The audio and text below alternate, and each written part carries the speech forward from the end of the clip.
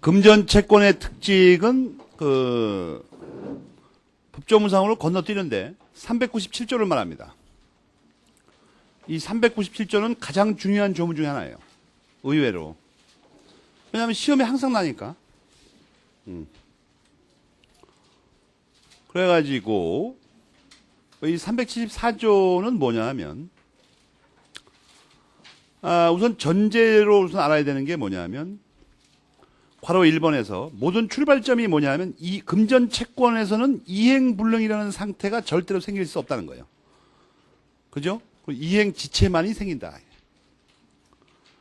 금전 채권이 왜 이행불능이 있을 수가 없냐 하면 돈이 없어서 못 갚는다는 게 이게 말이 안 돼요. 알겠어요? 여기서 돈이 없다는 말은 어느 지역에 금전이 없다는 거 말하는 거예요. 그건 불가능합니다. 국가가 멸망하기 전에는. 알겠습니까? 뭐 이런 수는 있죠. 특별히 어떤 사정으로 어떤 동네에 돈이 말라버리는 거야. 갑자기. 뭐 시골 동네 한가할 시절에는 돈이 없을 수가 있죠. 그러나 그런 경우라도 다산서 구할 수가 있죠. 구할 수가 있다고. 그러니까 이게 돈을 구할 수 없다. 그래서 못 갚는다. 그런 말이 있을 수가 없다는 거예요, 이게. 단지 늦게 갚는 것만 있을 뿐이다. 이런 얘기예요. 지체만이 가능하다. 알겠습니까? 첫째는 이거고, 또 조심할 게 뭐냐 하면, 여러분이 참 그리고 이거를 그냥 특칙이라고 외우니까 자꾸 혼동을 해서 그러는데, 채무 불이행에 있어서 이 특징을 말합니다, 이것은. 그러니까 제목에 금전 채권의 특칙이 이렇게 되어 있는데, 그 특칙 앞에다가 채무 불이행에서의 특칙, 이렇게 채무 불이행에서의, 이걸 넣어서 기억하세요. 수험생은. 이행불능, 이행지체는 채무 불이행의 유형 말하는 거죠. 그 밑에 것도 다 채무 불이행에 관한 겁니다. 그 다음에 채무 불이행에 관한 특칙이라면 390조를 놓고 판단하면 됩니다. 390조에 보면 두 가지 중요한 내용이 있습니다.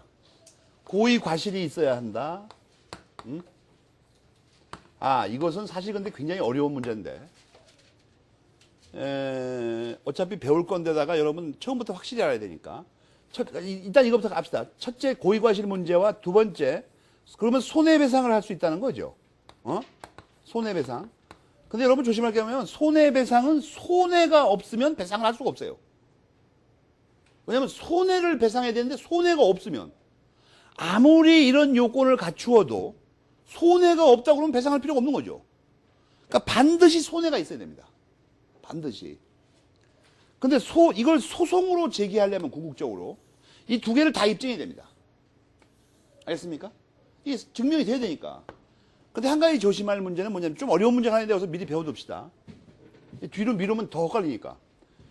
첫 번째, 이 고의 과실에서는 뭐가 문제가 되냐면 두 가지가 문제가 됩니다.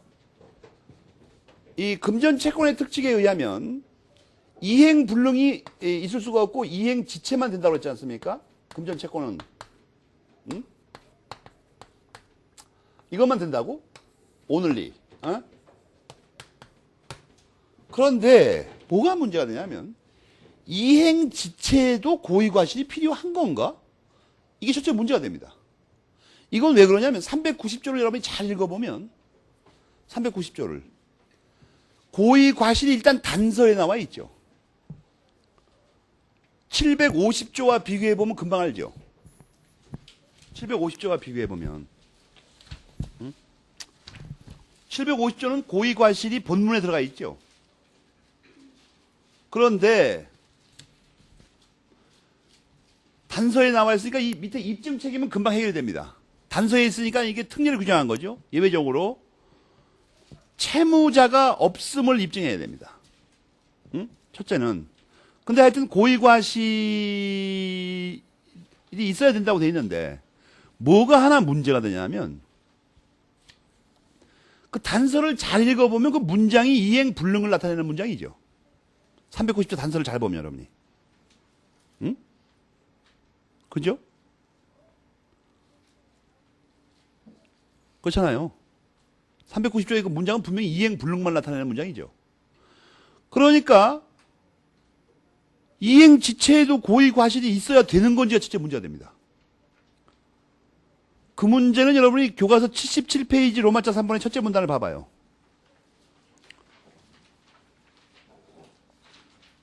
77페이지 로마자 3번. 그 로마자 3번의 첫째 문단 있죠? 거기만 붉은 걸로 박스 치세요. 전부 다. 이게 가장 유명한 문제 중에 하나입니다. 로마자 3번의 그 첫째 문단 그거 전부 다. 이런 걸 정밀하게 공부해야 됩니다. 법조문상으로는 분명히 이행불능에만 고의과실이 필요하다고 써 있어요. 알겠어요? 그러니까 이행지체에도 고의과실이 필요한지는 따져봐야 되는 거야, 이건. 그러니까 이행지체의 고의과실이 필요하다는 건 해석상 인정된다고 거기 로마자 3번에 써 있죠. 법조문에는 없어요.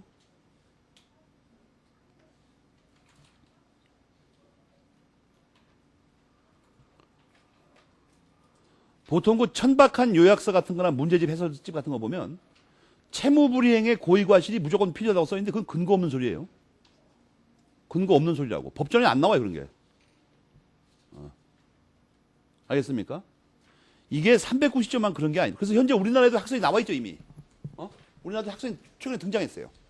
이행지체에서는 고의과실이 필요 없다.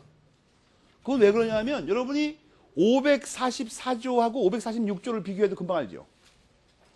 법전에 544조하고 546조를 비교해보면 해제에서도 이행불능의 경우에만 책임있는 사유가 필요하다고 써있죠. 해제에서도. 지체 쪽에는 그 말이 빠져있다고 생각해요. 책임있는 사유가. 원래 고의과실이 책임있는 사유 말하는 건데 그래서 우리 민법 입법자는 의도적으로 이걸 뺀 거 아닌가 하는 의심이 듭니다. 실제로 그런 학설도 등장했어요. 최근에. 재작년부터. 그러니까 이행지체의 고의과실이 필요하다는 것은 해석상 인정되는 겁니다. 법전에 안 나와요. 그걸 먼저 전제로 하는 겁니다. 고의과실의 필요성은 말이에요. 학설상 인정되는 거예요. 알겠어요? 필요성은. 법조문에 안 나와 이게. 학설상으로만 인정되는 거라고. 두 번째 이게 단서에 규정되어 있으니까 이행불능의 경우에도 필요하다고 하더라도 단서에 규정되어 있으니까 입증 책임은 이게 채무자 쪽에 전환돼 버린다고. 알겠습니까? 채무자 쪽으로. 볼펜이가 다른 점이죠. 볼펜이 피해자 쪽에서 입증하게 돼 있는데 가해자가 입증한다. 가해자가. 채무 불이행하게 되면 채무자가 가해자죠. 제가 아내하고 손해 끼쳤으니까. 그 다음에 이거 손해가 있음을 입증해야 됩니다. 그런데 이걸 왜 자세히 배우냐 하면 고의 과실이 필요한 걸 전제로 하게 되면 통설에 의해서 고의 과실과 손해를 다 입증해야 되냐 이런 문제가 있는 거예요. 이걸 전제로 하면 여러분 교과서 35페이지에 괄호 A, 괄호 B번은 뭐죠?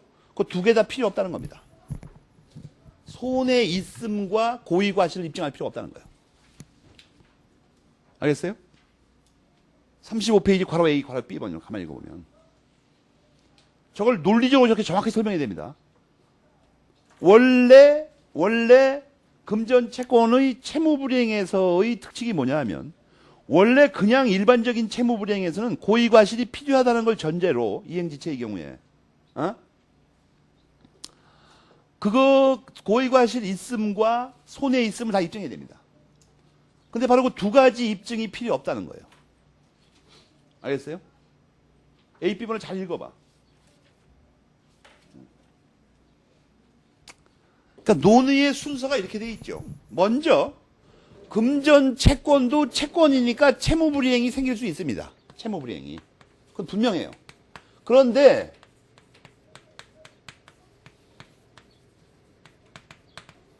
채무불이행이 있을 수는 있는데 채무불이행의 유형 세 가지가 다 가능한가 하는 문제가 있어요.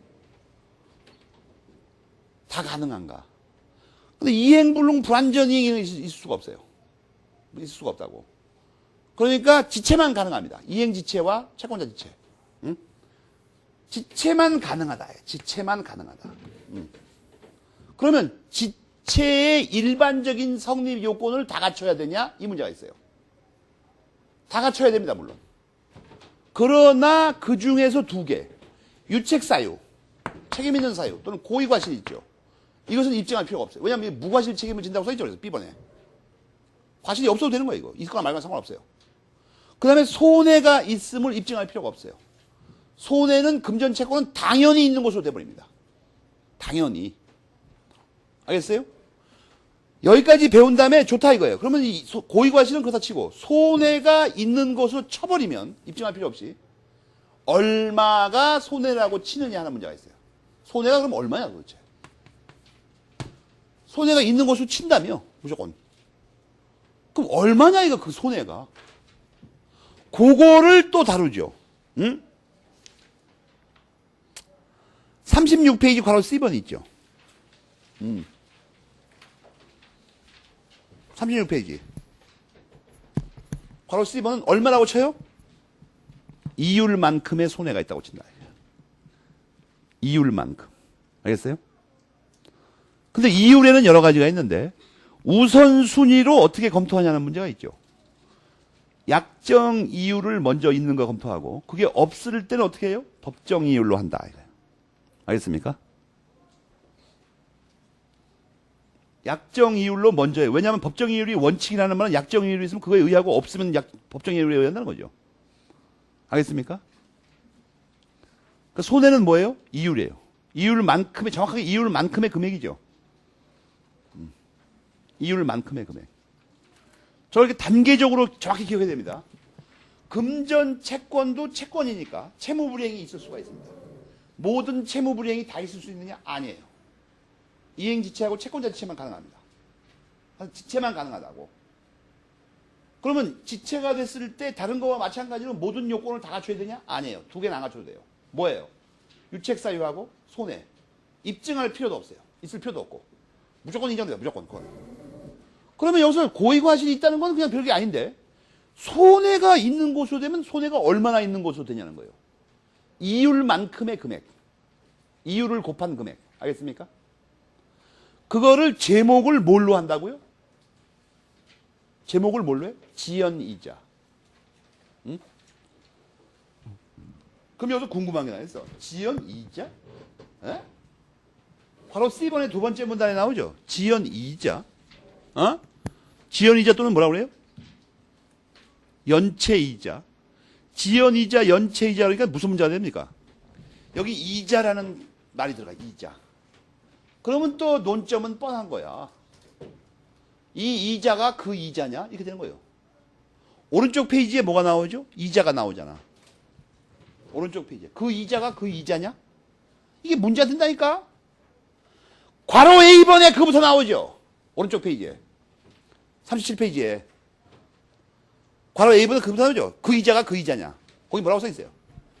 지연이자, 연체이자가 뭐라고 써 있어? 이자 아니라고 써 있어. 그죠? 괄호 A번에. 37페이지 괄호 A번은 보자고. 거기 뭐라고 나와요? 괄호 A번에. 지연이자, 연체이자는 이자가 아니래요. 알겠습니까? 여기까지가 끝이에요. 지연이자는 이자가 아니라니까. 한자는 똑같지만. 뭐라고 써있어? 그럼 뭐예요, 그럼 그거? 지연 손해배상이에요. 지연 손해배상.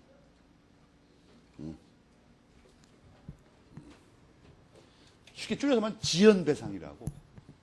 그러면 또 공부할 게 떠올라요. 지연배상은 또 뭘까? 응? 그거 놀랍지 않습니까? 지연배상이 뭘까? 그건 저 뒤에 나와 또 이상하게. 응? 지연배상. 짜증나게 시리. 그러면 그거는 또 어디 있을까? 그럼 우리 잠깐 찾아보자. 지연배상은 또 뭘까?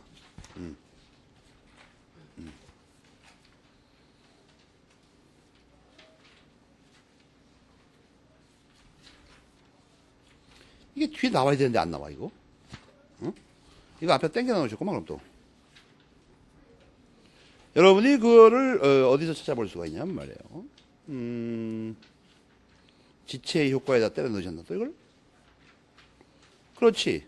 82페이지에 로마자 2, 3번으로 활표를 묶어요. 82페이지에 로마자 2, 3번 제목으로 활표를 묶어. 지연배상과 전보배상이 나오죠. 지연배상은 뭐라고 돼 있죠? 세 번째 줄에 나오죠. 지체로 생긴 손해의 배상. 알겠습니까?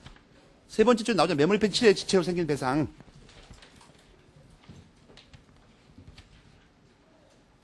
전보배상은 또 뭐야 그러면? 응? 전보배상. 전보배상은 불능으로 인한 경우죠. 보나마나 뻔하니 그러면. 응? 알겠죠? 그걸 좀 기억해두라.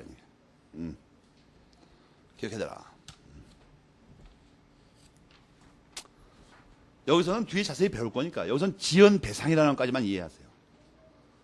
지연이자라고 써놔도 지연배상이래. 연체이자라고 써놔도 그건 지연배상이에요. 여기까지가 금전채권의 특징입니다. 여기까지가.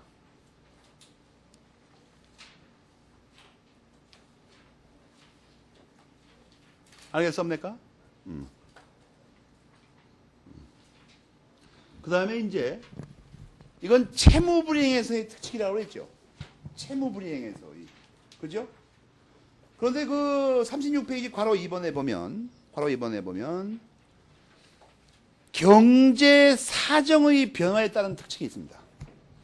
경제 사정의 변화에 따른 특징. 그거는.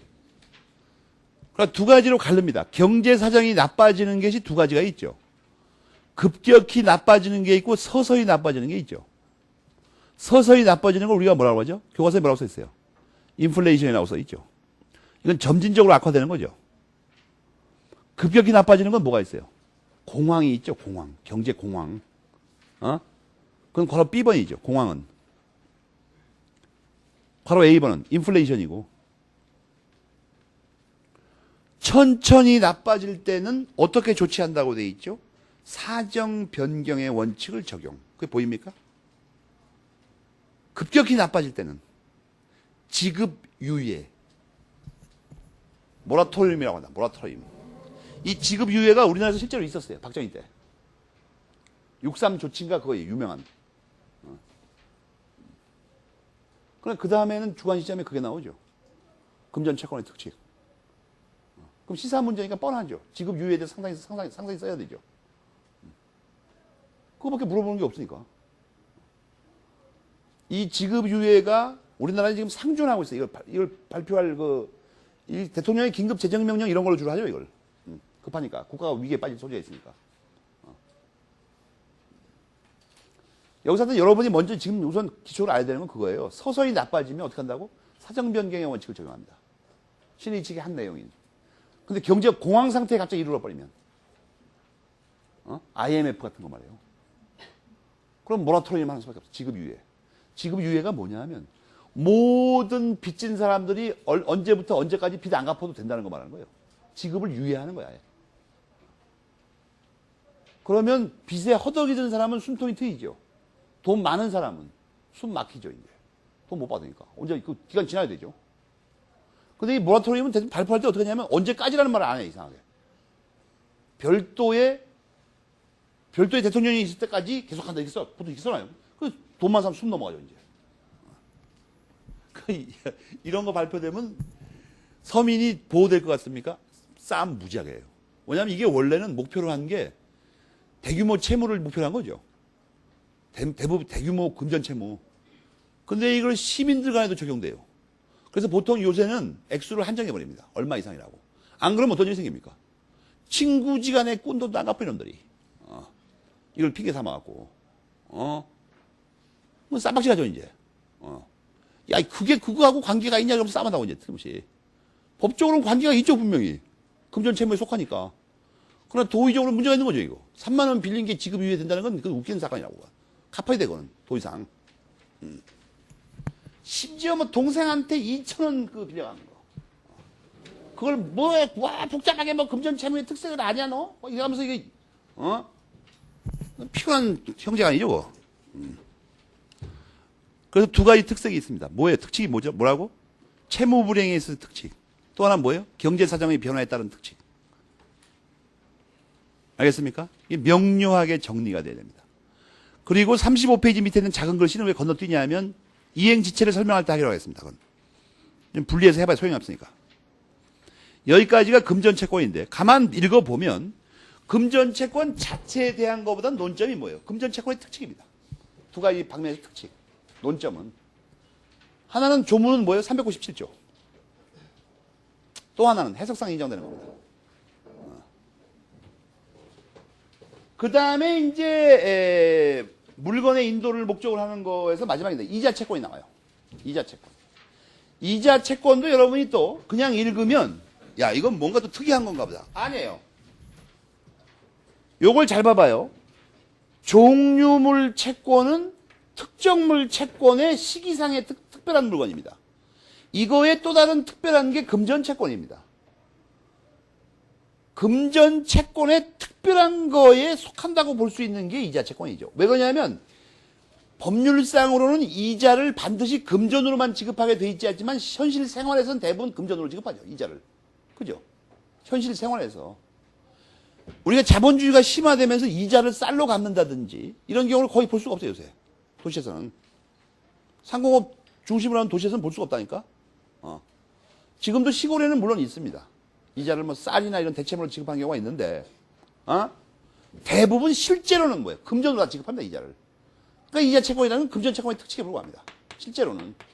이론상으로는 금전 아닌 것도 있지만 실제로는 그렇다고 사실은. 여러분도 지금 일상생활에서 이자 그러면 돈부터 떠오르죠. 이자를 얼마나 줘야 되나 이렇게. 이자 그러는데 쌀로 몇 가마를 줘야 돼. 이런 사람 다 못 봤으니까지. 좁쌀로 2대를 줄까? 이건 못 봤다니까? 그러니까 결국 이게 특정물 채권의 한 일종이 종류물 채권이고 종류 채권. 종류 채권의 일종이 금전 채권이고 금전 채권의 특수한 경우가 이자 채권이에요. 간 따지고 보면 이게 연결된 거죠, 이게 다 이게. 따로따로 배우지만. 그렇지 않습니까? 그런 걸 염두에 둬. 입법자가 이걸 이렇게 하는 이유가 그거예요. 그런데 이 이자 채권은 말이에요. 뭐가 이자 채권이냐는 거야. 똑같아. 이자의 급부를 목적으로 하는 채권. 알겠죠? 근데 이자, 거기 교과서에 써있죠. 이자 채권을 이해하려면 뭐부터 해야 돼요? 반쪽부터 먼저 알아야 돼. 이자가 뭘까? 이자. 이자를 채권법에서 이걸 자공부해야 되는데, 다른 책들은 이거 중요성을 모르니까 한쪽만 써놓는데, 민법에서, 상법에서, 민소법에서 이자를 정확히 알려면, 경제학상의 이자 개념을 먼저 알아야 됩니다. 교과서 써있죠. 경제학상 이자가 개념이 뭐죠? 그 첫 줄에 경제학상의 근본 문제라고 써있죠. 이자가 뭐예요? 유동자본의 사용료. 알겠습니까? 유동자본의 사용료입니다. 이건 무진장 중요한 말이야. 이거 모르면 이자를 찾을 수가 없어. 유동자본. 알겠습니까? 유동자본. 이거 모르면 문제가 안 풀려 그러고. 그러면 유동자본의 사용료를 유동자본이 민법상으로는 뭐라고 표현하냐는 거예요. 유동자본을 대체물이라고 해요. 알겠습니까? 민법에서는 경제학의 유동자본을 민법에서 대체물이라고 한다고 써 있잖아 거기. 여러분이 잘 모르는 모양인데 이걸 모르면 참 이걸 모르면 안 되는데 유동자본이 대체물이라는 건 어디 나오냐면 그 밑에 괄호 C번에 나오죠. 유동자본 즉 뭐라고? 대체물. 알겠어요? 그러면 뻔하죠. 고정자본은 뭐죠? 부대체물. 괄호 C번을 붉은 걸로 묶어. 두세 줄이라도 박스를 쳐요. 붉고 굵은 펜으로. 그리고 노란 걸로 한 번 더 쳐. 워낙 중요하니까. 성질 급한 사람은 말이에요. 파란 걸로 한 번 더 쳐. 유동자본이 뭐예요? 대체물이에요. 그럼 고정자본은 부대체물이야. 여러분 이걸 알아야 왜 지료 차임이 이자가 아닌 줄 알겠죠. 지료하고 차임도 사용료 틀림없죠. 그렇잖아. 근데 왜 아니라고? 유동자본의 사용료가 아니기 때문에. 바로 C번에 그렇게 써 있잖아. 왜 이자가 아닐까? 객관식에 잘 나오죠. 속에 넘기려고. 이걸 외우는 학생이 있던데 외우면 안 됩니다. 절대. 반드시 이걸 따져서 기억해야 돼요. 어떻게 비틀어낼지 모르니까. 이걸 고르는 핵심이 뭐예요? 유동자본이냐 고정자본이냐 그거야 차이가.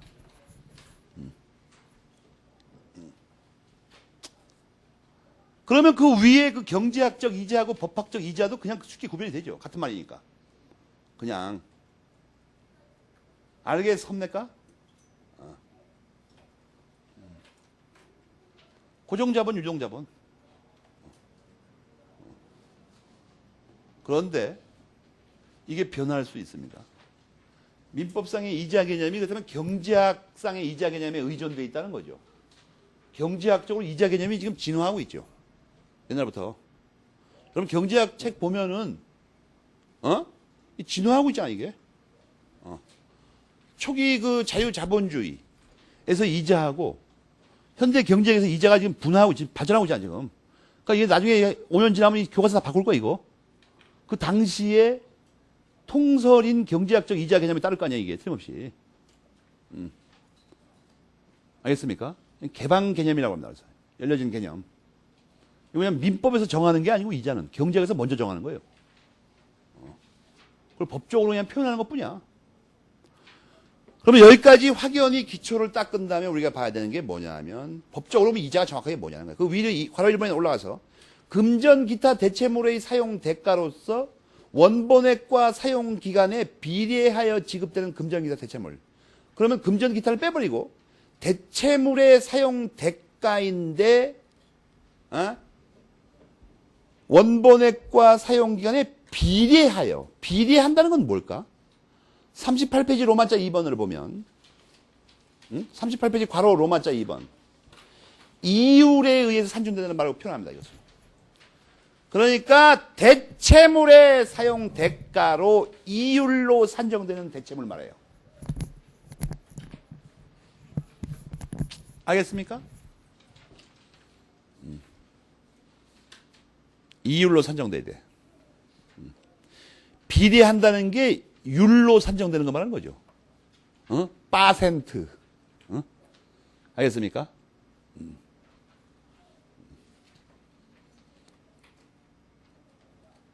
그래가지고 앞으로 돌아가서 이 이자의 핵심 개념을 빨간걸로 옆에 써요. 그 로마자 1번 이자 옆에다 써. 논점이 뭐냐 하면 이자 아닌 것의 이유를 밝히는 겁니다. 그게 왜 이자가 아니니까. 알겠어요? 그 로마자 1번 이자라고 쓴 옆에다가 화살표하고 여기서 논점이 뭐냐 하면 이자 아닌 것의 근거. 바로 A번부터 그거죠. 뭐뭐뭐는 뭐 때문에 이자가 아니다. 전부 그런 식으로 써있죠. 차례대로. A, B, C, D, E가 다. 그죠? 그 객관식 시험에 잘 나오죠. 뭐뭐뭐는 뭐 때문에 이자가 아니다. 그때 그 뭐 때문에를 기준이 뭐죠? 조금 전에 말한 이자의 그 개념입니다. 대체물의 사용 대가로 이율로 산정되는 대체물.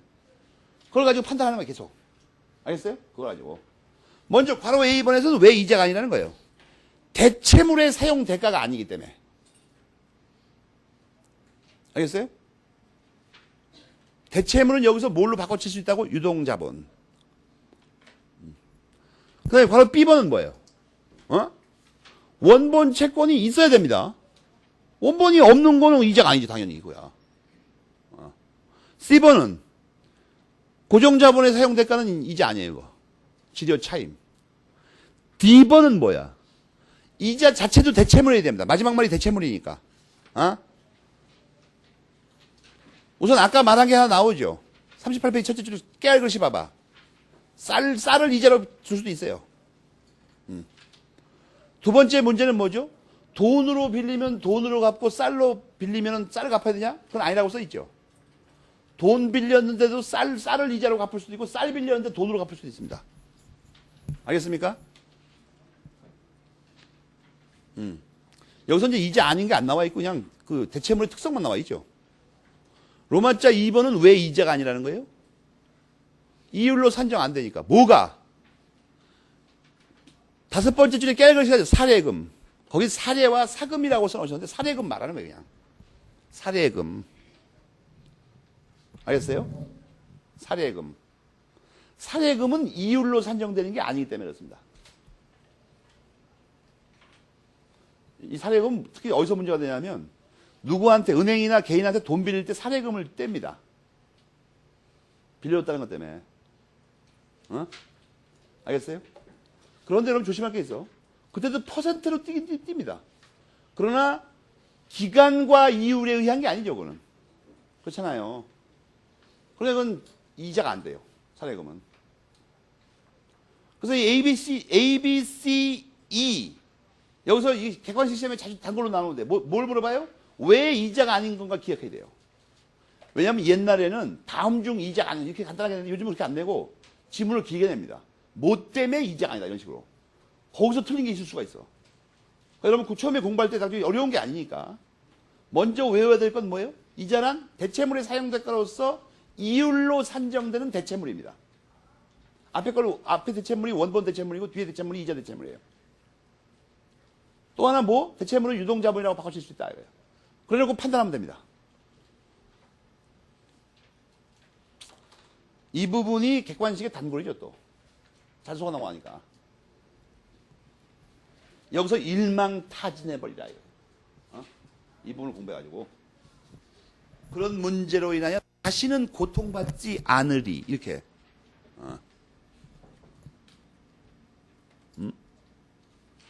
그 다음에 시험에 가끔 나오는 게 로마자 2번에 두 번째, 세 번째 걸친 문장이 있죠. 연리 원리는 퍼센테이지로, 그죠? 퍼센테이지로 한다고 돼 있죠.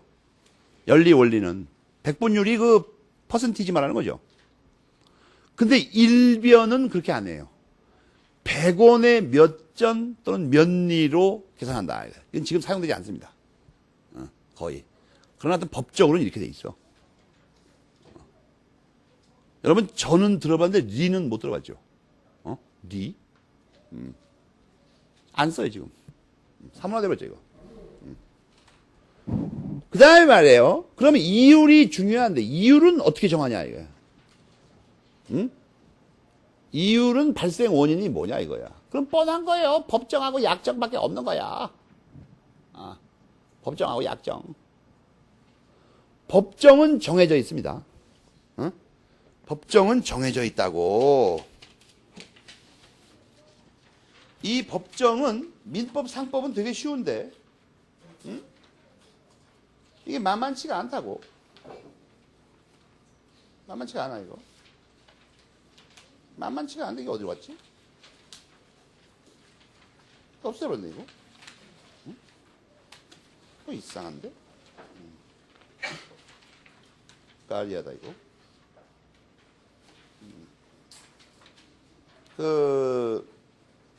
여기다가 이걸 이상하셨구나. 여러분이 거기 네 가지가 나옵니다. 이율. 교과서에. 민사 법정이율, 상사 법정이율, 공탁금에 관한 법정이율, 소송 촉진 등에 관한 법률상의 법정이율 이렇게 나오죠. 법정이율. 번호 매겨, 번호 1, 2, 3, 4. 38페이지 괄호 A번. 네 개를 구별해서 찾아봐요. 민사 법정이율, 상사 법정이율, 소송 촉진 등에 관한 특례법상의 법정이율, 공탁금에 관한 법정이율 이렇게 나온다고 거기. 알겠습니까? 번호 매겨 번호. 네 개니까. 근데 차례로 나오는구만. 민사, 상사, 공탁금, 소송 촉진. 소송 촉진 등에 관한 특례법을 소촉법이라고 그러죠. 그냥 줄여서 소촉법. 이거 불량 테이프 들으면 소적법이 되죠.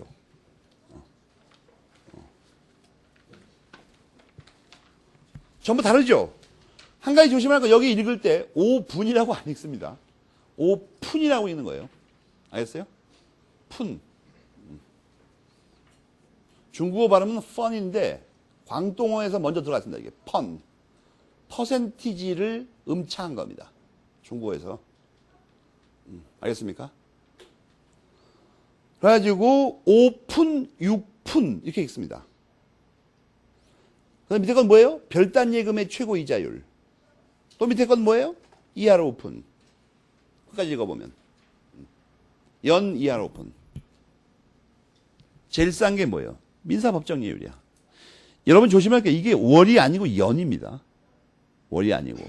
무지 싸죠. 요즘은 이게 문제가 됩니다. 요즘은 문제가 돼요, 이게. 어? 이 법정이율 아까 배웠죠. 약정이율이 없으면 이렇게 한다는 거죠. 그러니까 지금은 이게 문제가 돼요. 왜 문제가 되는 것 같아요? 지금은 이게 은행이율보다 비싸죠. 은행이율이 연 5%가 안 되잖아, 지금. 그죠?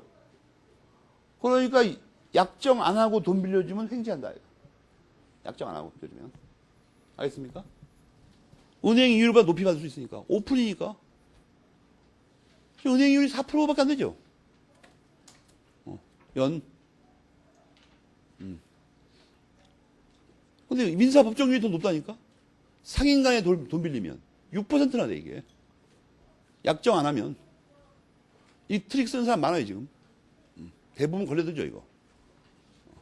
옛날처럼 은행 이율이 연 막 12% 이럴 때는 민사법정률은 이게 이자라고 할 수도 없었어. 너무 싸가지고. 지금은 문제가 다르다니까.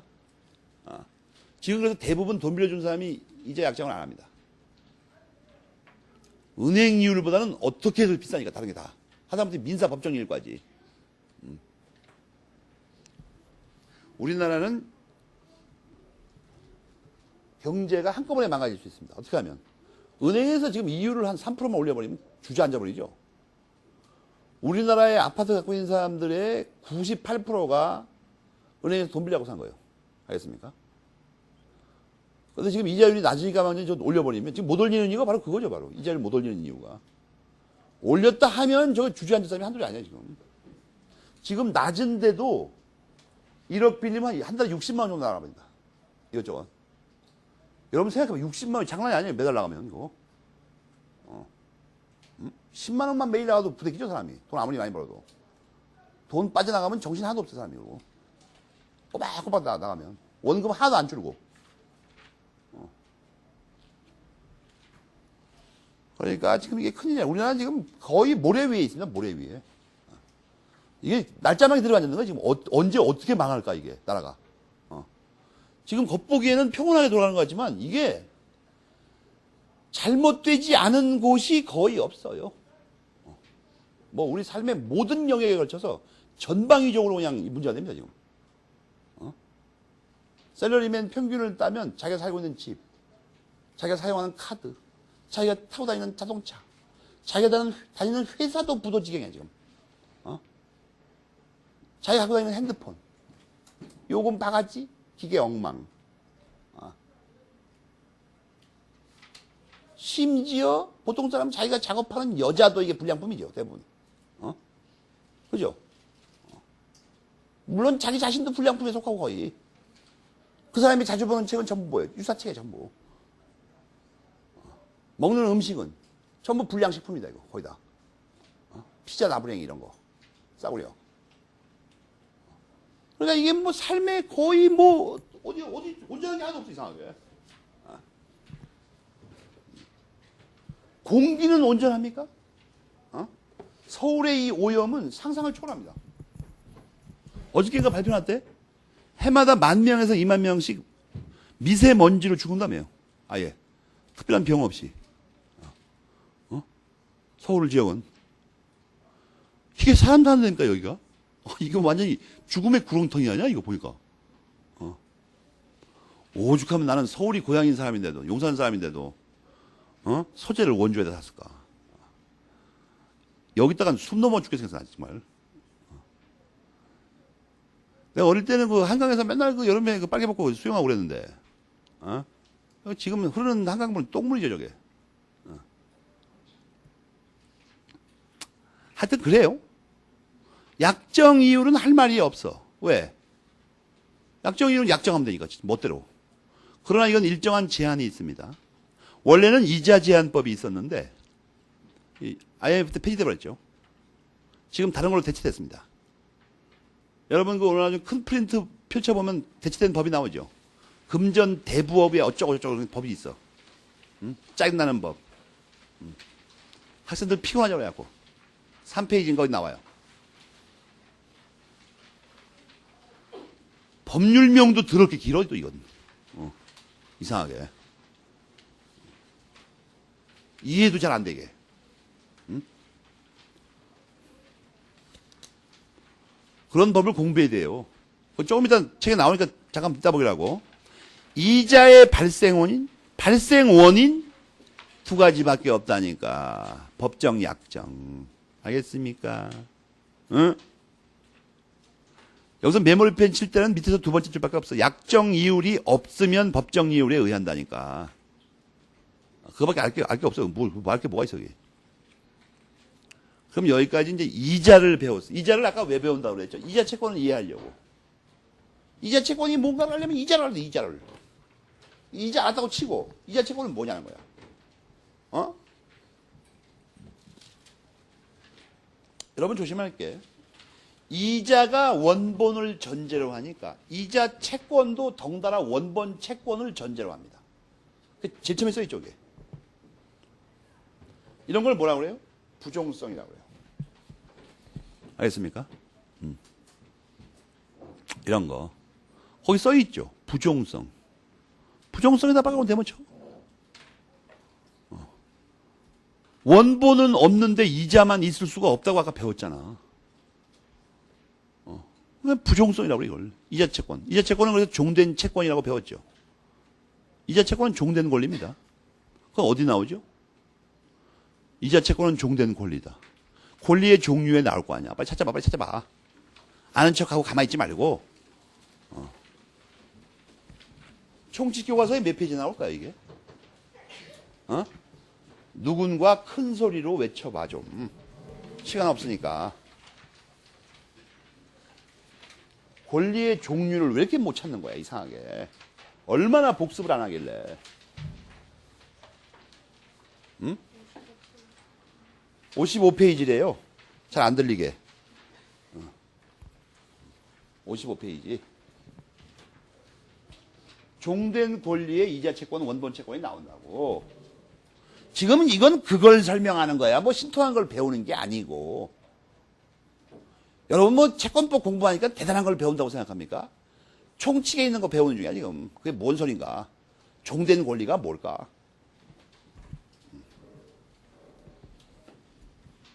그래가지고 말이에요. 종된 거다. 거기까지 그냥 종됐다. 알아야 되는 거. 근데 뭐가 문제가 되냐면 이자 채권에는 종류가 있다는 거야, 이거. 그 39페이지 로마자 이번에 세 번째 문단의 제목이 뭐냐 하면 이자 채권의 종류입니다. 이자 채권의 종류.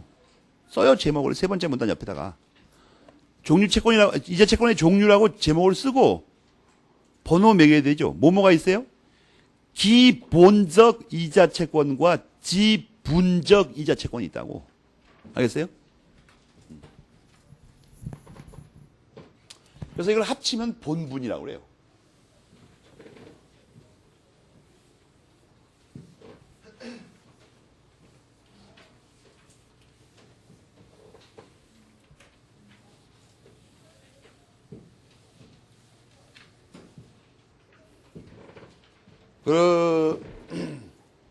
내가 젊을 때 말이에요. 10대 후반에 철학 용어 사전을 보고 감명받았습니다. 매우 감명받았어요. 일본의 그 유학자들의 그 삶에 대해서. 여러분, 그거는 민법, 법학에도 각 법마다 분과별로 나와 있어요. 우리나라에서는 그 용어에 대해서 연구하는 분이 조기창 선생님하고, 누구야, 저기죠? 갑자기 또 이름 까먹었네, 그분이 전남대인가 어디 있었는데 올라왔는지 모르겠는데. 갑자기 이름이 생각이 안 나네. 그 민법상의 법률 용어들의 그 연원을 밝히고 있죠. 민법의 용어들이 어디서 어떻게 나왔나, 누가 만들었나, 다 체크하고 있는데. 정말 대단한 분들입니다, 일본 유학자들. 이런 거 정교하게 만들어 놨어요, 하여튼. 이게 다 일본에서 만든 용어예요, 전부 다. 여기 사용되는 용어들. 한자로 된 거, 전부 다. 21세기에 들어와서도 거의 그 찬탄을 금할 수 없는. 그 유학자들은 일본 국내에서는 봉건 제후들한테 대접도 못 받으면서 가장 비참하게 살았습니다. 먹는 것도 최하층으로 먹었어요.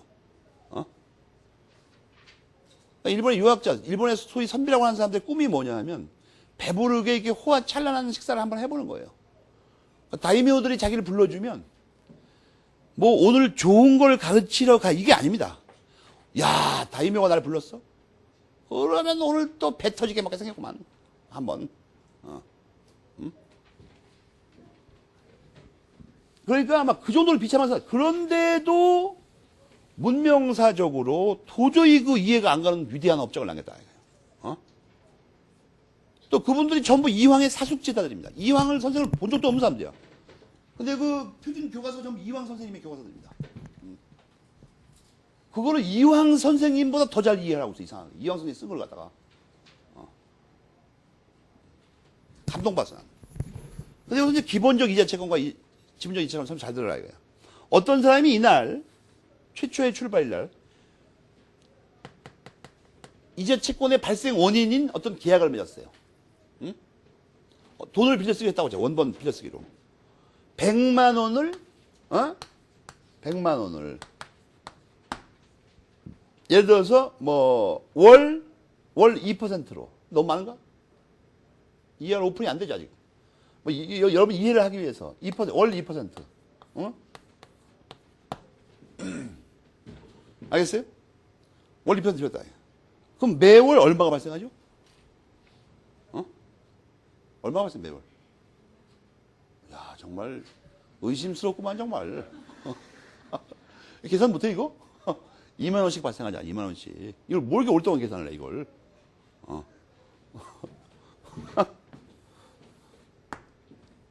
2만 원씩 발생하는데, 이게 월이죠, 월. 그죠? 근데 이자 채권이 성립하려면 존속 기간이 있어야 됩니다. 무한정, 죽을 때까지 이렇게 하면 안 되죠, 이거. 그거 이자가 아니죠, 그렇다면. 그러니까, 2개월간 빌렸어. 2개월간. 이거면 이자 채권입니다. 왜? 다 갖췄으니까. 금전 100만 원이 대체물이죠. 그죠?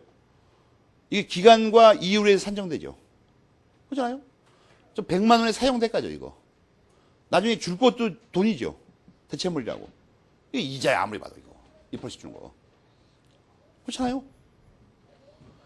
그러면 이제 잘 봐. 이날 계약을 맺으면 한 달 지나갈 때마다 2만 원씩 받을 수 있는 가능성이 이날 생기죠. 아직 2만 원 안 생겼죠. 하루도 안 지나간다, 아직. 하루도 안 지났다고, 이날은. 근데 한 달만 채우면 2만 원 받을 가능성이 있죠. 기거의 기본적 이자 채권이에요. 알겠습니까? 약정된 기간 또는 법정된 기간이 올 때마다 발생할 가능성이 있는 2만 원이 있죠, 이자. 그걸 기본적 이자 채권이라고 한다고. 기본적 이자 채권의 최대의 특징이 뭐냐면 아직 발생하지 않았다는 거야. 발생했으면 그건 뭐예요? 그건 지분적 이자 채권이야. 이게 가능성이 점점 높아가다가 한 달 딱 되면 어떻게 됩니까? 진짜로 2만 원 생겨요. 진짜로. 그죠? 한 달 되면 2만 원 발생하잖아요. 진짜로. 이게 발생한 거 있죠. 발생한 거. 이걸 지분적 이자 채권이라고 해요.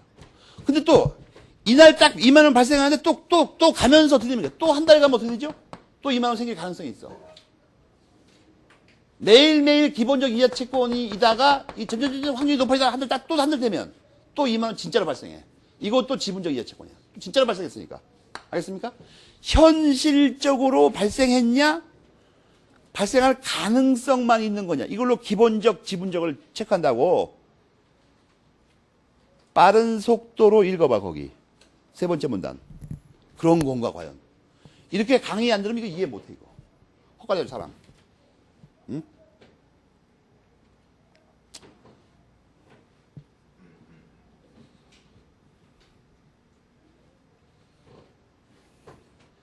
현실적으로 발생했느냐 안 했느냐에 따라 구분이라니까.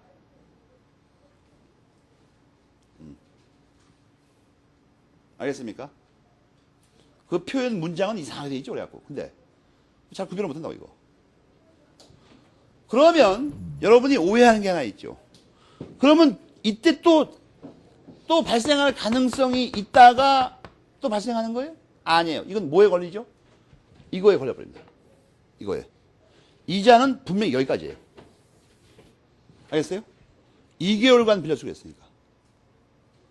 그럼 만약에 2개월 됐는데 이 사람이 사업이 안 돼가지고 못 갚아가지고 뭉개다가 석 달 만에 갚으면 어떻게 되냐는 거야. 석 달 만에 갚으면. 그럼 이때는 이자가 필요 없으니까 원본만 주면 되는 거예요? 아니에요. 이 날짜부터 뭐에 걸리죠? 이행지체에 걸리죠. 우리가 아까 배운 금전채권의 특색, 채무불이행 특색, 채무불이행이 돼버립니다. 갚아야 되는데 안 갚고 한 달 넘어가니까 지금. 요때는 이자는 발생하는데 뭐가 발생한다고요? 지연이자. 지연배상 말이에요. 지연배상은 어떻게 계산한다고요? 도로 이율에 따라서. 저거에 따라서. 여기 지금 약정이 돼 있죠. 약정 이율이 있으면 약정 이율이 났죠. 그래서 금액상으로는 똑같습니다. 금액상으로는. 그러나 법적 성질은 판이하게 다른 거예요. 여기서 두 번 발생한 2만 원은 뭐예요? 분명한 이자예요. 여기서 발생하는 2만 원은 이자 아니야 이거. 지연이자예요. 왜냐하면 이자 지급은 여기까지로 돼 있으니까. 알겠어요? 이거를 잘 계산해야 됩니다. 약정이 있을 때, 법정이 됐을 때 금액은 똑같아요. 물어줘야 되는 건. 그러나 이 성질은 판이한 거예요. 알겠어요? 이건 지연이자라니까? 손해배상. 그래서 아까 교과서에서 몇 번씩 강조했죠. 지연이자는 절대 이자 아니다. 알겠습니까? 아까 배운 것까지 종합하면 여기까지예요, 문제가. 두 달 넘어가면 어떻게 되나? 그러면 한 달 더 넘어가면 똑같아. 계속 지연이자죠, 이건. 계속. 알겠습니까? 그래서 이자 4만 원과 지연이자 2만 원을 갚아야 돼요, 여기서는. 알겠습니까? 또 원본도 갚아줘, 당연히 100만 원. 이 기본적 이자채권, 지분적 이자채권, 지연이자 구별하겠어요? 이런 걸 명료하게 알고 있어요. 명료하게. 어슴푸레하게 그냥 객관식 문제 풀어가고 답만 외우면 되겠어. 6만 원. 그 6만 원만 물어볼 때 풀 수 있지만 이게 뭐 몇만 원하고 뭐 몇만 원이야 물으면 답답하죠, 이제. 1, 2, 3, 4, 5번 있는 숫자를 다 더하면 다 6만 원이야, 이상하게. 여기서부터 여기까지 발생하는 것들이 뭐예요? 지분적 이자채권. 알겠습니까? 지분적 이자채권. 여기서 발생하는 건 뭐예요? 이게 참 반대로 되잖아, 지금. 써놓고 보니까. 흥분해가지고. 여기서 발생하는 게 이거 아니야, 이제 보니까. 여러분 왜 가만히 있는 거야? 이게 여러분 공범이라는 거야, 내가 볼 때. 선생을 망치는 건 누구예요? 학생이에요. 학생은 선생을 어떻게 망칠 수 있어요? 복습을 안 함으로써. 탈진시킨다, 이거, 사람을. 이게 지분적 채권이고, 이건 뭐예요? 요거는. 여기 기본적이라니까, 기본적. 기본적. 이것은 이날부터 발생하죠. 그래가지고 딱 하다가 한 달 되기 전 직전까지 발생해요. 한 달 딱 되면, 진짜로 발생해, 이때는. 한 달 됐으니까, 이제. 여기도 마찬가지예요, 기본적. 그러다가 여기서 2만 원 발생해버려. 그러면 이 뒤로는 채무불이행에 속해버리니까, 갚을 거 안 갚았으니까. 이건 금전 채무불이행의 특징이 발생합니다. 알겠습니까? 금전 채무불이행. 역시 계산은 똑같아. 약정 이율이어야 하니까, 2%. 그래서 이게 합치면 어떻게 돼요? 합치면 그냥은 6만 원이지만 정확하게 뭐예요? 이자 4만 원, 지연이자 2만 원. 지금까지 배운 걸 종합하면 그 얘기야. 그런데 이제 개념을 명확히 파악했는데, 예? 지분적 이자채권하고 기본적 이자채권은 왜 가느냐 말이야, 왜? 12심에서 가려는 거야? 왜 구별하는 거야? 실익이 뭐냐는 거야. 맨 밑에 괄호 A, B번을 대비해보면, 39페이지. 실익이 뭐야? 부정성의 차이가 있다는 거야, 이거. 부정성. 어느 쪽이 더 강해요? 당연히 기본적이 강합니다. 지분적은 어떻게 돼요? 부정성이 완화돼 버립니다. 그러면 이렇게 허무맹랑한 공부를 하면 안 돼. 부정성이 뭐 강화된다, 약화된다? 그건 허나만한 소리야. 구체적으로 뭐가 어떻게 되냐는 거야, 이거. 구체적으로. 40페이지 나오죠? 40페이지에. 40페이지에 여섯 번째 줄부터 나오죠? 여섯, 일곱, 여덟, 아홉 번째 줄까지. 거기 묶어요. 붉은 걸로. 여섯, 일곱, 여섯, 일곱, 그 다음에 뭐야? 여덟, 아홉. 이제 하나, 둘도 못 쓰겠네, 이제. 여섯, 일곱, 여덟, 아홉 번째 줄 있죠? 거기만 딱 묶어. 거기 구체적인 차이점이 나와 있죠? 구체적인 차이점. 부정성이 약하다는 거. 그거의 구체적인 차이점이 뭐예요? 부정성 하면 여러분 그러니까 복습 좀 해. 부정성 하면 떠올려야 되는 두 단어가 뭐라고 그랬어? 성립과 소멸이 기본적으로 있을 거 아니야, 거기?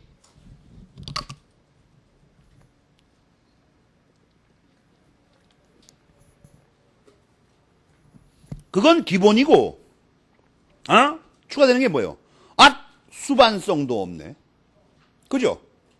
수반성도. 그래서 옛날에 말했죠. 광의의 부정성에는 수반성이 포함된다고. 그러면 외울 게 하나밖에 없네? 뭐예요? 변제, 양도, 소멸시효가 따로 걸린다 이거죠.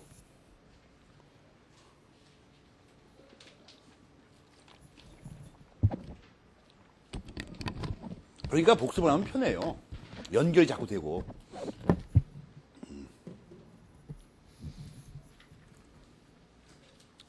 알겠습니까? 근데 복리가 나오죠. 복리. 복리는 요즘 시험에 안 나와. 왜? 이거는 별로 그 법리를 물어보진 않고 이게 계산상의 복잡함만 처리하죠. 괜히. 시험에 안 나오고. 뭐가 나오냐면 41페이지 이자 제한이 나와요. 이자 제한.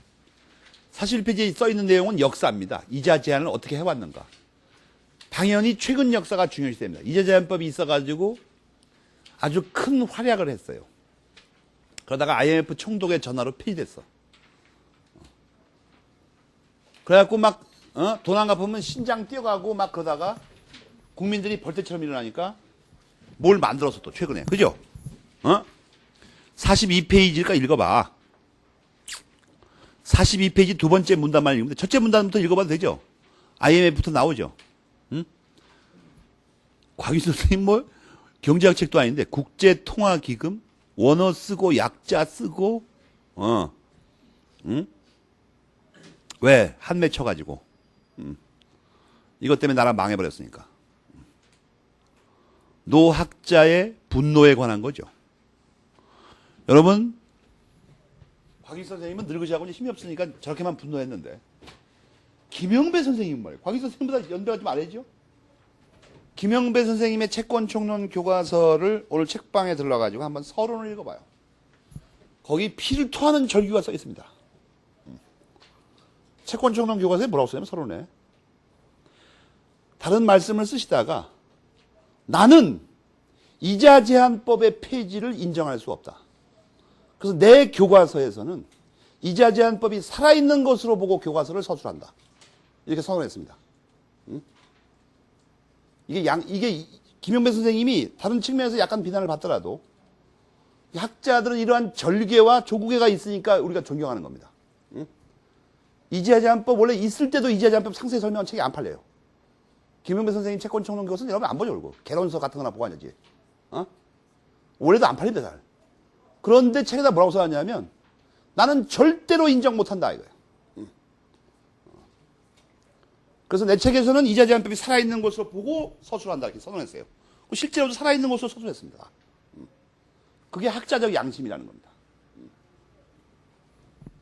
부정의한 법률의 폐지는 부정의한 법률의 입법만큼이나 잘못된 거다. 학자는 민법학자는 절대 인정 못한다 이거예요. 그런 것을. 여러분 그런 기계를 좀 배웠다. 기계를 차라리. 그게 법학자의 양심이라는 겁니다.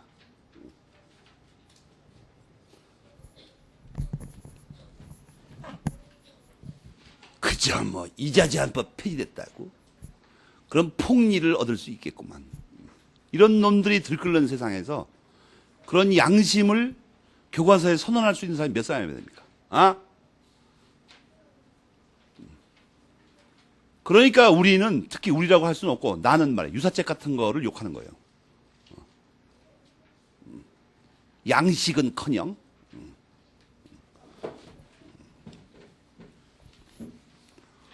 그래서 없어질 거 말썽이 났는데 거기 두 번째 문단 세 번째 줄에 뭐가 나와 있어요? 이재명 피의자니까 어떻게 했다고? 고리 대금업자에 의한 폭리 행위가 널리 행해졌습니다. 그래서 막 벌떼처럼 일어나가지고 설치니까 할 수 없이 국회에서 대부업의 등록 및 이용자 보호에 관한 법률이라는 거지 같은 이름을 가진 이 있다고 이 본래 이게 내용이 부실하면 이름이 길어 이게 원래. 곽윤 선생님이 그 깨알같이 써놨죠. 법률명이 너무 길어서 불편함으로 대부업법이라고 하자. 빌어먹을 이거. 교과서에다가 빌어먹으려고는 못 쓰고 말이야. 이거 성질하니까 이렇게 써놨죠. 근데 이 법은 사실 민법이라기보다는 공법에 가까운 겁니다. 규제에 관한 법률이죠. 그런데 이제 곽윤 선생님 이걸 끌어서라다가도 어떻게 이자를 제한해 보려고 폭리대금, 고리대금업자의 폭리를 교과서에다 실어 놓으신 거죠. 이거를 하여튼 끌어갖고 어떻게 고리대금업자를 때려잡아야 된다 이거예요. 하여튼. 그러나 별 실효성은 없어요. 이거는 법조문을 그냥 몇 개 알면 되는 거니까 거의 그 복습 문제 있죠. 거의 3페이지 나간 거 보고 거기서 풀리는 거나 몇 개 기억하면 돼요. 이게 뭐 시험 문제 한 개 이상 나올 가능성이 거의 없으니까 이거. 교과서는 이제 곽윤 선생님만 열받으시니까 46페이지까지 설명하고 있죠. 복잡하게 그냥. 그건 알 필요 없어. 그건 알 필요 없어. 그리고 이제 끝에 가서 뭐라고 써오셨죠? 문제점 이래가지고 거의 쓸모가 없다. 이렇게 써놨죠. 도로. 문제점. 그래서 맨 끝에 결론이 뭐죠? 이자 제한법을 부활하는 게 제일 좋습니다. 이거 가지고는 해결이 안 돼요. 곽윤 선생님 워낙 다급하니까 이걸 끌어다가 교과서 자세히 설명했겠지만 이걸로 해결되는 게 거의 없다고. 알겠습니까? 가장 문제점이 그 문제점의 네 번째 줄에 나오죠. 거래 상대방이 20인 이하이면 동법이 적용되지 않아서 등록할 필요도 이자도 제한 안 되고 개판이라는 거야 이거. 알겠어요? 그러니까 이 법은 소용이 없다고. 그러니까 문제 잘 안 나와. 그러나 노 학자께서 얼마나 답답했으면 이 법을, 이 거지 같은 법을 4, 5페이지에 걸쳐서 이런 거는 여러분이 노학자의 분노만 느끼면 되지 이걸 외울 필요는 없는 거예요. 알겠습니까? 그 이제 마지막 남은 게 뭐냐면 선택 채권과 임의 채권입니다. 오늘 나와준 프린트 첫 페이지 맨 밑에 있는 거. 복습 자료 맨 밑에 있는 거. 그걸 찾아내는 거야. 여러분이 다시 한번 강조하지만 조심할 건 이 선택 채권과 임의 채권은 우리가 앞에서 배운 특정물 채권, 종류 채권, 금전 채권, 이자 채권하고는 차원이 다른 문제예요, 이건. 이거 지금 보면은 특정물 채권, 종류 채권, 금전 채권, 이자 채권은 말이에요. 이건 어떻게 구별한 거죠? 이건 목적물로 구별한 거 아니야. 목적물. 그죠? 이건 목적물이 뭐 특정물이야. 이건 종류물, 금전, 대체물. 이게 되죠, 분명히. 근데 이게 아니고, 이거의 내용이 아니라, 이거 자체를 구별해야 되는 채권이 있다는 거야, 이거 자체를. 요것의 내용인 목적물을 구별하는, 목적물을 찾는 게 아니라, 이거 자체를 먼저 정해야 되는 채권들이 있어요. 이건 한 차원 앞의 문제죠, 그러니까. 한 차원 앞의 문제야. 이건 채권의 목적, 즉 급부를 가지고 구별한 거죠. 근데 이 채권 자체를 가지고 선택해야 되는 게 있다고. 그게 선택 채권, 임의 채권이에요. 예를 들어서 이런 거 생각해봐. 노장 수험생이 고시원에서 이사를 가야 되는데 고시원을 옮겨야 돼. 공부가 안 돼가지고. 조금 있으면 이제 대규모 이동이 또 발생하죠. 게르만족의 대이동 모양. 1차 시험 끝나면. 그럼 몇 달 버티다 또 언제 대이동합니까? 발표날. 그죠? 망신스러우니까 떨어진 사람 다 이동하잖아, 또. 시험 보면 왜 이동하는 거예요? 분위기를 쇄신한다고. 그놈의 분위기 죽을 때까지 쇄신해봐, 되나, 그게. 분위기에 문제가 있는 게 아니에요, 지금. 복습을 안 하는데 문제가 있지. 그리고 노장 수험생이 이사 가는데 뭐라 하냐면 후배 한 5명 불러다 놓고, 야, 내 짐 좀 옮겨주라. 그러면 일당으로 2만 원씩 주든지 원한다면 술을 사주마. 맥주 뭐 5병씩. 이렇게 할 수가 있죠. 이거는 그 돈을 주는 건 금전 채권이죠. 맥주 사주는 건 종류 채권 아니야, 이거. 어떤 맥주를 사줄지는 그때 가봐야 하는 거죠, 이거. 이거는 뭐예요? 목적물이 다른 게 아니라 아예 채권 자체가 다른 거죠. 이 자체가 확정이 아직 안 됐다고, 이 자체가. 만약에 이삿짐 다 날렸는데 후배들이 에이 선배한테 어떻게 돈을 받습니까? 그냥 맥주를 사주세요. 이렇게 하면 종료 채권을 선택한 거죠. 그러면 이제 거기서 끝난 거예요? 아니, 다시 또 특정을 해드려요. 그렇다면 이제. 왜냐하면 그 앞에서 정한 거는 채권이 어느 것만 정한 거지 종료 채권을 정했을 때 목적을 특정한 건 아니니까. 알겠습니까? 그러니까 이 선택 채권, 의무 채권 차원이 앞 차원의 문제입니다, 이게. 지금까지 배운 것들이 바로 앞에 있는 차원의 문제라고, 오히려. 무슨 말인지 이해가 됩니까? 이해가 안 돼도 강제로 이해해요.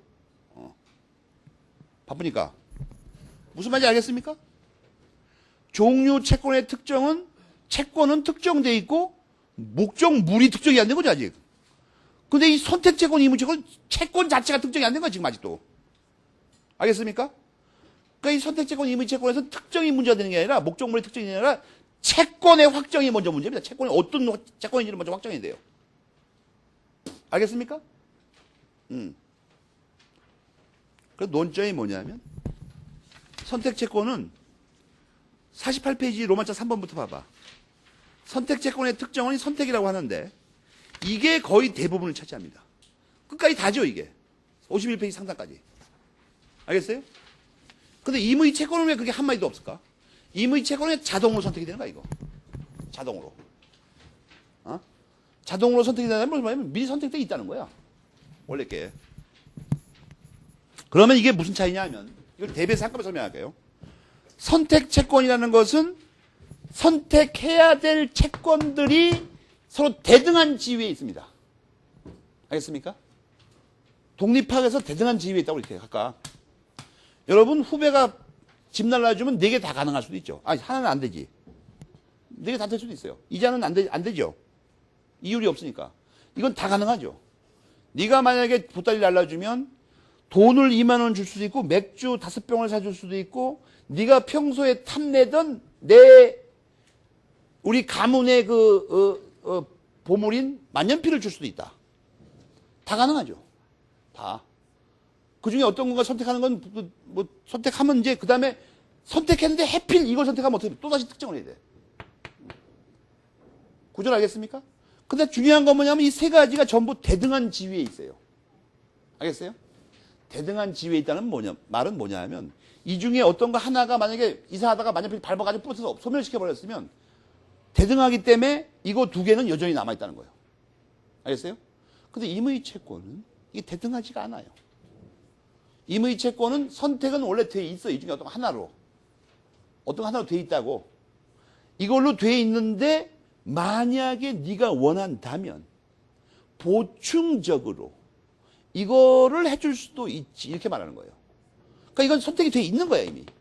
그래갖고 이게 만약에 소멸하면 어떻게 되죠? 이건 진짜 얘를 잘못했다. 종지책은 소멸 못하죠.